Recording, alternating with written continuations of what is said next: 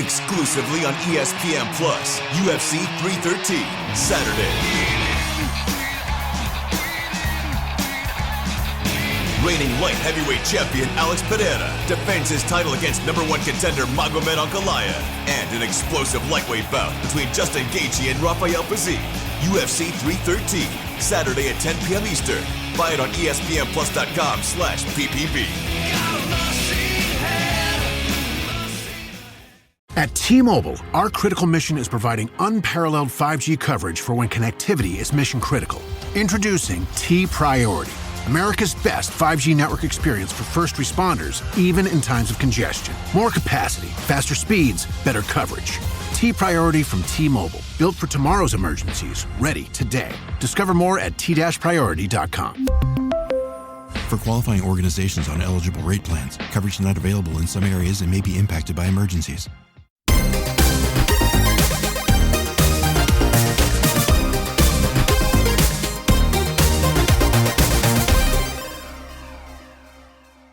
Hello, fellow gamers, and welcome to the Video Gamers Podcast.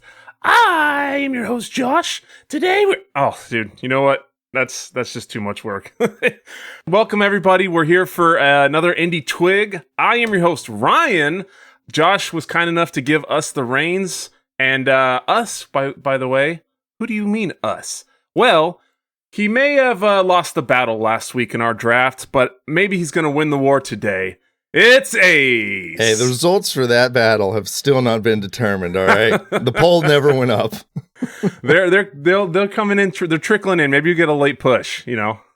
Hollow Knight will carry me to victory, I swear. That's very, very likely. Very good chance that'll happen. So, dude, I'm excited. We get to talk some video games. Yeah, dude, this is going to be dope. As you know, Steam Next Fest just kicked off, which means we get all sorts of new indie demos to check out, man. We did. Ace being the indie expert that he is, I just said, you know what, dude, find us some games, get us some demos, and let's check them out, and we can recommend them or not recommend them to all our great listeners out there. So I'll get started here with the first one. We got Haste Broken Worlds. I'll give you guys a little Steam description here. Run fast, soar through the air, and master your landings as you speed through procedural worlds to outrun the end of the universe. So you got to try this demo out too, right? Yeah, I played this one as well.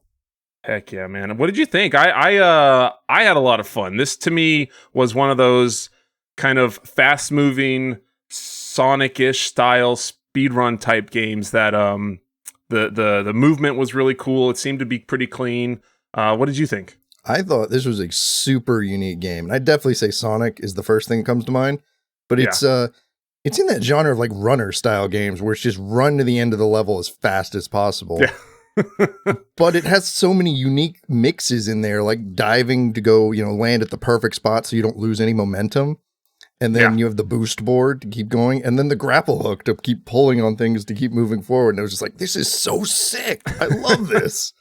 It is too. There's as you go, it'll give you almost like a readout if your landing gives you enough boost, because with a good or a perfect kind of completion there. So that's another satisfying feature that when you hit that, you're like, yes, I got that one right. But it's awesome to have those, how you can kind of compound that and stack them up to just gain that speed. And I love that feature in games like that. And it had this awesome, super unique thing too, where you were going when you entered the level, you were able to go down the tree like it was a roguelike, basically. And you got upgrades and things like that. And at the end, there was a freaking boss. Like, I was not expecting boss fights in my runner game, but here we are. Exactly. No, it's definitely, it had some cool stuff in there. And then, if you can, sometimes when it's just that same running motion, it gets a little kind of tedious or boring. But to throw in bosses as a little sprinkle flair in there is pretty cool. So I liked it. It was a fun game. My son was watching and he was pretty stoked on it too. So definitely check it out if people like that style. Definitely keep an eye out for Haste. Haste is a special game, and I think it's the most played demo of Next Fest. Really? I believe so. Oh, that's pretty good. And date on that? What's that? TBA? Yeah, that one's still to be determined. Most of these are to be announced. We'll see what happens. But cool, if there's a Next Fest demo, it probably is coming out this year at some point. Yeah. Definitely. All right. Well, you got another one for us? Heck yeah, man. We're looking at a platformer this time called Demon Tides. And you played this one as well, but I'll go ahead and read the Steam description for Demon Tides here. Oh, of course they would do this to me.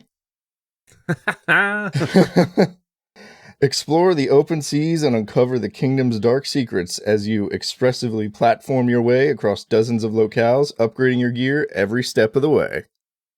Love it. And to me... Now this one...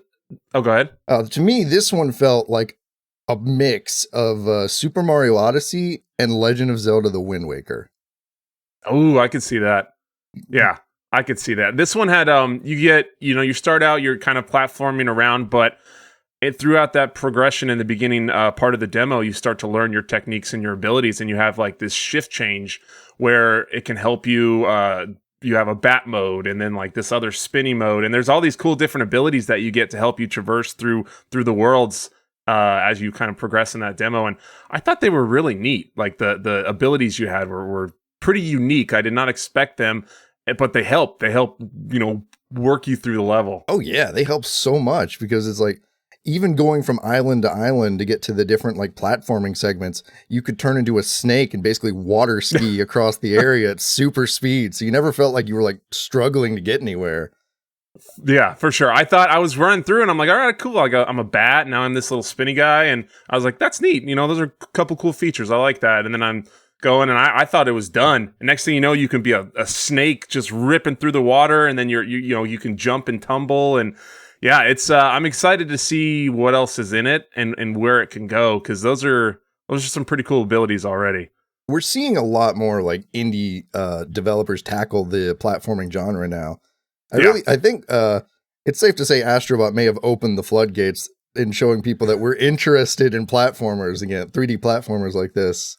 Yes, that's a good comparison too. I think the success of Astrobot definitely showed that there's a need for it, and people want it, and it's cool to see, because I you know how I felt about Astrobot, and I did like the art style in this one too. It was that kind of super unique. Yeah, that unique kind of sketch style, not watercolor, but it's kind of that weird stickery sketch style look to it that I thought was cool. But yeah, overall, I thought this was another good one. These, so far you're 2 for 2, bud.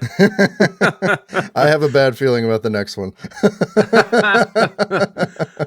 What? This game called Squirreled Away? How could you possibly have a bad feeling about that? Let's see here. We got Squirreled Away was the third game we played. It was be the squirrel, scurry through the gardens, up trees, and leap limb to limb in this craft and thrive park-like adventure.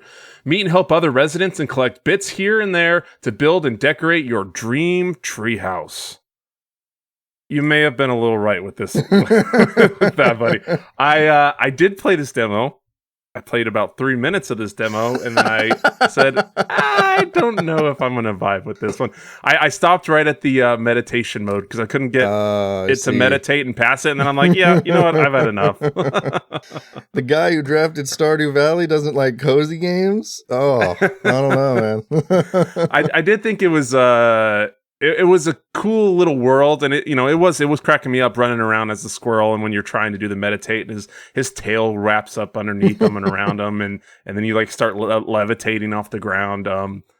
Yeah, the movements were good. I don't know if my squirrel senses were tingling on this one, bud. I think this one's super unique though. Like as for a cozy survival crafting game where you play as a squirrel and you can do things squirrels do, which is climb trees and things like that. But you can also play this with friends. It's a multiplayer game. And you could build a house in the trees and glide around like it's Breath of the Wild. And there's only one enemy, and it's just a dog that does not want to let you have peace. So stinking dog. I was running around once I saw that I could like grab twigs and stuff off of the trunks. And I was like, oh, I started collecting things. And yeah, and then I kind of hit my squirrel limit for the day, I didn't think this would be for you, but I wanted to show that there is a variety of demos out there, not just action games, not just platformers. No, for sure. Yeah, I looked and I was like, yeah, this is a little bit of a switch up.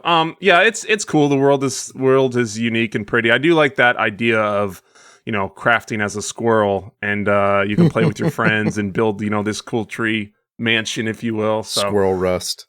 yeah, exactly. No, not that word. Yeah, I know. PTSD. Trauma. Yeah, exactly.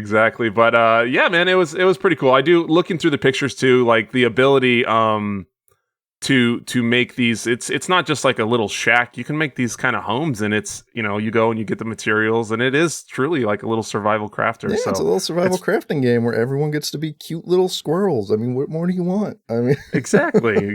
How much more can you ask? It is getting very positive reviews already too.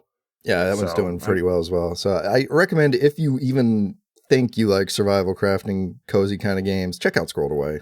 Just check out the demo, if nothing else. And if you hate it, come tell me in the Discord. I'll listen. Yeah. If I take constructive criticism. It wasn't me if you hate it, so it's Ace. But awesome. Well, we got a few more to go over, and we will do that right after this break. Ryan Reynolds here from Mint Mobile with a message for everyone paying big wireless way too much. Please, for the love of everything good in this world, stop. With Mint, you can get premium wireless for just $15 a month. Of course, if you enjoy overpaying, no judgments, but that's weird. Okay, one judgment. Anyway, give it a try at mintmobile.com/switch. Upfront payment of $45 for 3-month plan, equivalent to $15 per month required. Intro rate first 3 months only, then full price plan options available. Taxes and fees extra. See full terms at mintmobile.com. All right, welcome back. We got a couple more games to cover. These next couple I'm pretty excited about, man. Our next game we are looking at is called Twilight Monk. Now, this one, when I saw this pop up and I was looking through and watching the trailer and the gameplay, I'm like, this is a stinking Ace game if I've ever seen one, man. This is a pretty cool. I'll read the description here. Embark on a quest to recover the 3 rings of Triskelion. Is that how you say that? Triskelion, and the last descendant of an ancient kung fu warriors in Twilight Monk. Experience a richly crafted Metroidvania RPG with intricately crafted dungeons linked across a vast overworld spanning multiple continents. Dude, what do you think, buddy? This game is so unique. This is like so cool. It's a hand-drawn Metroidvania. I know, surprise, Ace picked a hand-drawn Metroidvania. I had a different one lined up. It didn't work out, but I won't slam it yet. But you fight with a freaking pillar instead of like a sword or an axe. It's a straight up like Colosseum pillar. Yeah. And you use it for platforming and for fighting, and it's a super unique concept. And the did you get to the overworld map? I did not. So the overworld map, it works like Legend of Zelda 2, where you're crossing it and you'll run into enemies, and now you have to walk through a level to get to the end to get back to the map again, or beat all the enemies in the level to get back to the map again. Oh, okay. Just so you can progress. Yeah, no, I mean, this game is it definitely is unique. I love the way the world look, and then it's got that kind of standard side-scrolling Metroidvania look to it, and then it kind of kicks out to this weird third-person overview look, which I thought was really neat too, like to kind of show the world a little bit more. But yeah, man, I thought the combat looked really crisp. I thought, it, like you said, the hand-drawn Metroidvania look is always, it's one of those classic timeless style. Like when we talked with Seiko-san about, just that look, there's something classic to it that kind of never goes out of style. It's just always that tried and true, cool look that you don't have to have those Josh level amazing top real world graphics look to it to have fun and enjoy this game. I think this is one that's definitely going to hit. I know you're probably really excited for it. I think it's going to be really good, man. I really do. I played almost everything the demo had to offer, and I was still like, I hope there's more. Ace wanting more from a Metroidvania? What? But it was a super cool Metroidvania, especially just like the different art styles for the different areas and things like that. And I don't really even know how you describe this art style. I will say the dialogue wasn't my thing, but other than that, like it was very cheesy dialogue. Yeah, it seemed to be they always are. Yeah, they always like go a little too far with the dialogue. It's like, yo, Holmes, you want to go this way? I was like, oh man, why does he talk like that? I had the same issue with the guy in Demon Tides. Oh, yeah. Those sometimes they don't have the best audio or voiceover stuff. But a lot of times it's one guy or a couple guys or something. So, I can't blame them too much on that one. But how do you think the combat kind of compares to some of the other Metroidvanias, that you played? So far, it's very simplistic. You only have the one move, so, at least in the demo. Yeah. But being able to maneuver around with the pillar, like throw it down so you can jump over enemy attacks and then call the pillar back to you to hit the enemy and stun them or whatever was super cool. And I could see it in the full game, like having more combos with that. Like I picked up a special thing that let me throw down the pillar, but then if I have this like badge equipped, I can kick the pillar at an enemy to do extra damage. Oh, okay. Yeah, That's so neat. I was like, oh, this is kind of cool. I could definitely see this going somewhere. I love when games put in more than one like kind of use for items. Like when like you said, it's it's your attack weapon, but also you can use it to vault or platform up to these different areas to get through the level. I just love when you have more options than one with something. It's not always just this is for this is for that. It makes a kind of uniqueness to every play style, that everybody has. They can play it the way they want, which is cool. So love it. Well, speaking of voice acting and audio, I think this next one is pretty good with all of the above. Why don't you tell us about it? Well, I'm going to preface this by this was not a Next Fest demo. This was a Next Fest demo from like 2 years ago, but the game is promised to come out this year, so I wanted to talk about it. This is going to be our we'll put in like a sounder hidden gem. Yeah, there you go. Some smooth jazz there. Yeah. This is a little game called Mr. Sleepy Man. And Mr. I'll go ahead and you got to throw that in there too. Yeah, oh yeah, I will. But I'll go ahead and read the Steam description for this one. In Mr. Sleepy Man, you play as a sleepy guy who's up way past his bedtime and out of control.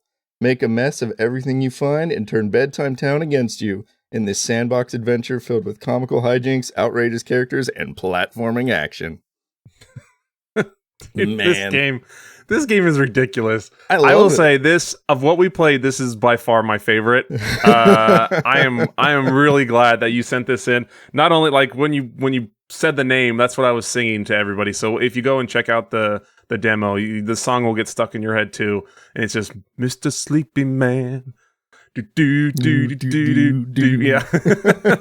So all day at work now, I'm going to be singing that song. But oh, man. Dude, what'd you think of this one, man? Dude, this is a super unique 3D platformer. It's kind of got like N64 style graphics, and it has the same kind of humor from those N64 games like Banjo-Kazooie or Conker's Bad Fur Day, things like that.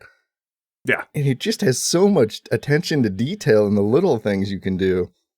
Dude, it was awesome. It definitely 100%. As someone who grew up in, I was born in the 80s, I'm a 90s kid, grew up with the N64, those colors immediately, I was like, oh my gosh, I was waiting for the from Banjo-Kazooie, I'm like, that was pretty good. Thank you. And that actually was pretty good. I'm pretty proud of myself for that one. That was the first time I've tried that in a long time, but see, that was, man, we're ready. We can start our own game. We're ready for the remake. Yeah, there you go. Cast us. So this one was great. The art style, the look of it definitely has that old school 90s N64 kind of just goofy, colorful game that has that platforming, but there's so many unique little things that are awesome, and I'm so happy they're thrown in. When you skip a cutscene, the guy looks over at you that's talking to you and he goes, "What? I'm not important enough?" Or, "Hey, well, you don't want to listen to me? What the heck?"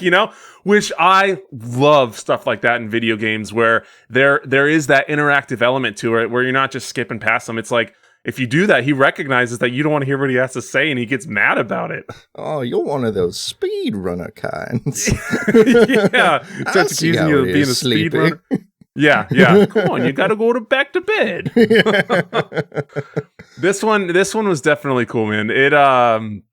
like I said, to put in those different elements and then all the attention to detail. There's a part a little bit later on in the demo where, you steal the cop's donut and then he goes, whoop, and it like alerts, Metal Gear Solid alerts for him. And then he just comes running after you to gather you back up. And then wouldn't you know, lo and behold, it's not only in Kingdom Come Deliverance 2 that I end up in prison, ladies and gentlemen. I also somehow, in 10 minutes of playing Mr. Sleepy Man, ended up in prison again. What about you? Did you get thrown in jail? Yeah, I got thrown in jail a lot because I was trying to go upstairs behind the cop like several times. And you have like a wanted meter. So like the first time he catches you, he'll just kick you down the stairs. And you're like, okay, don't do it again. And then your wanted meter goes up a little bit and you do it again. He's like, all right, you're going to jail. Yep, that must have been what happened. Yeah, because I stole the donut first and then he got it back and put it back on the table. And I'm like, fine, I'll just go over here, bro. And I went to go up the steps and he came. I thought I could outrun him. And nope, he caught right back up to me and grabbed me, and then I went to prison. One of my favorite things you can do in that game is if you can make it all the way at the top, there's an hourglass you can push over that makes like an updraft. You can use that updraft to float up to the moon, and the moon will suck you in. That's awesome. And then he sneezes you back out. I love it. That's so cool, man. Those little things that the wrinkles within a game that make them so much more enjoyable and just make you chuckle.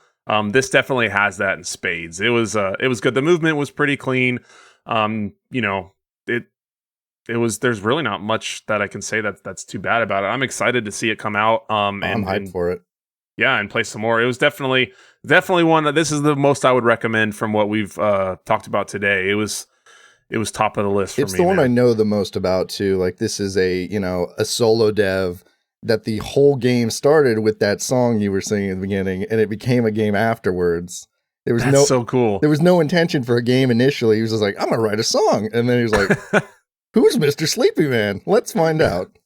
Let's make his world. What makes Mr. Sleepy Man tick? And then he creates a whole game about it. I love Mr. Sleepy Man. What a good story! Too. Like. Yeah, what a good story for like an origin of a game. Like, I had this weird song stuck in my head and I made a game about it, We don't want to do that. I love it. Well, that was awesome, man. Do you have is there any other games that you want to throw out there that you may have played that we didn't cover? I can't really think of any, honestly. Yeah, no worries, man. I mean, I hit a good bit of demos, but only so many of them really stood out as something special. Yeah. Definitely. No, you definitely won the war. So yeah, I didn't win with Squirreled Away, but I got you. Hey, you can't hit them all, man. You can't hit them all. But it wasn't, and it's, to be fair, sometimes games just aren't people's style. Yeah, that one, it wasn't really, vibe with me, but definitely I would say check all these out. And remember, people, wish listing the game, even if you're just a little curious, definitely helps the devs. It gets them going on their projects. Absolutely. And, just like games. with Mr. Sleepy Man, it's a one-man ship over there. So he's doing all, you could tell with the voiceovers too, because they were different, but I could tell it was the same guy, but he did a good job with them. It was pretty cool to see, but, awesome, man. Well, other than that, listen, everybody, we appreciate you listening to all our stuff and sticking with us. If you like what we do and you may want to help out, you can sign up multiplayersquad.com for as little as $5 a month for our Patreon. You get a bunch of cool perks in our Discord, early access to episodes. And speaking of the Discord, come on down. I know Ace personally will attest to this. We have probably the best Discord on the planet. Absolutely. I know we shout it from the rooftops all the time. Definitely one you need to come check out. Other than that, that's it for me. Thank you for listening. See ya. Peace out.